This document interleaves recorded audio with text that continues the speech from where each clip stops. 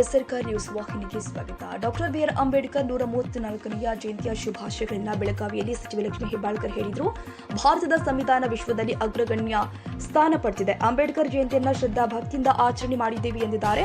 ಹುಬ್ಬಳ್ಳಿಯಲ್ಲಿ ಬಾಲಿಕೆಯ ಕೊಲೆ ಪ್ರಕರಣ ಬಗ್ಗೆ ಮಾತನಾಡಿ, ನಮ್ಮ ಸರ್ಕಾರ ಇದೆ ಎಂದು ಹೇಳಲ್ಲ. ನಾನು ಒಬ್ಬ ಮಹಿಳೆಯಾಗಿ ಅತ್ಯಂತ ಕಠಿಣ ಶಿಕ್ಷೆ ಆಗಬೇಕು, ಗಲ್ಲು ಶಿಕ್ಷೆ ಪಾಪಿಗಳಿಗೆ ಆಗಬೇಕು, ತ್ವರಿತಗತಿಯಲ್ಲಿ ನ್ಯಾಯ ಸಿಗಬೇಕು. ಪಿಎಸ್ಐ ಅನ್ನಪೂರ್ಣ ಕಾರ್ಯಕ್ಕೆ ನಾನು ಶ್ಲಾಘನೆ ವ್ಯಕ್ತಪಡಿಸ್ತೀನಿ. ನಾನು ಸಚಿವೆಯಾಗಿ ಅಭಿನಂದನೆ ಸಲ್ಲಿಸ್ತೀನಿ.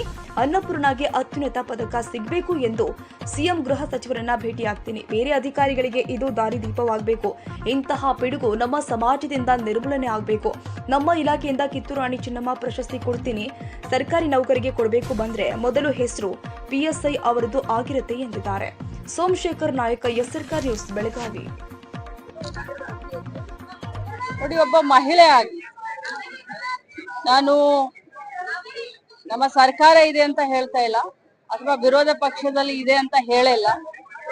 ಯಾವತ್ತಿದ್ರೂ ಒಂದೇ ಮಾತನ್ನ ಹೇಳಿದ್ದೀನಿ, ಈ ರೀತಿ ಘಟನೆ ಆದಾಗ ಅತ್ಯಂತ ಕಠಿಣ ಶಿಕ್ಷೆ ಅಂತಂದ್ರೆ ಗಲ್ ಶಿಕ್ಷಣೆ ಆಗ್ಬೇಕಂತ ಪಾಪಿಗಳಿಗೆ, ಮತ್ತು ತ್ವರಿತಗತಿಯಲ್ಲಿ ಕಾನೂನು ಆಕ್ಷನ್ ನ ತಗೊಳ್ಬೇಕು ಅಂತ ಮುಂಚೆನೂ ಹೇಳಿದ್ದೀನಿ.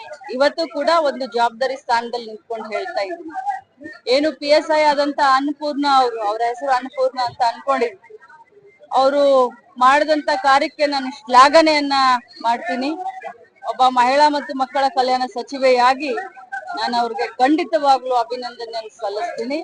ಸರ್ಕಾರದಲ್ಲಿ ಮುಖ್ಯಮಂತ್ರಿಗಳ ಜೊತೆಯಲ್ಲೂ ಮಾತಾಡ್ತೀನಿ, ಹೋಮ್ ಮಿನಿಸ್ಟರ್ ಅವರ ಜೊತೆಯಲ್ಲೂ ಮಾತಾಡ್ತೀನಿ, ಉಪಮುಖ್ಯಮಂತ್ರಿಗಳ ಜೊತೆಯಲ್ಲೂ ಮಾತಾಡ್ತೀನಿ. ಅವ್ರಿಗೆ ಅತ್ಯುನ್ನತವಾದಂತ ಪದಕವನ್ನ ಕೊಡಬೇಕು, ಅವರ ಧೈರ್ಯವನ್ನ ಮೆಚ್ಚಬೇಕು. ಅವರ ಈ ಧೈರ್ಯ, ಅವರ ಕಾರ್ಯ ಶ್ಲಾಘನೆ ಬೇರೆ ಆಫೀಸರ್ಗಳಿಗೂ ಕೂಡ ಒಂದು ದಾರಿ ಆಗಬೇಕು, ದಾರಿ ದೀಪ ಆಗಬೇಕು ಅಂತ ಈ ಸಂದರ್ಭದಲ್ಲಿ ಹೇಳ್ತೀನಿ. ಮತ್ತು ಇಂಥ ಪಿಡುಗು ನಮ್ಮ ಸಮಾಜದಿಂದ ನಿರ್ಮೂಲನೆ ಆಗಬೇಕು ಅಂತ ನಾನು ಗಟ್ಟಿ ಧ್ವನಿಯಲ್ಲಿ ಹೇಳಲಿಕ್ಕೆ ಬಯಸ್ತೀನಿ. ಖಂಡಿತವಾಗ್ಲೂ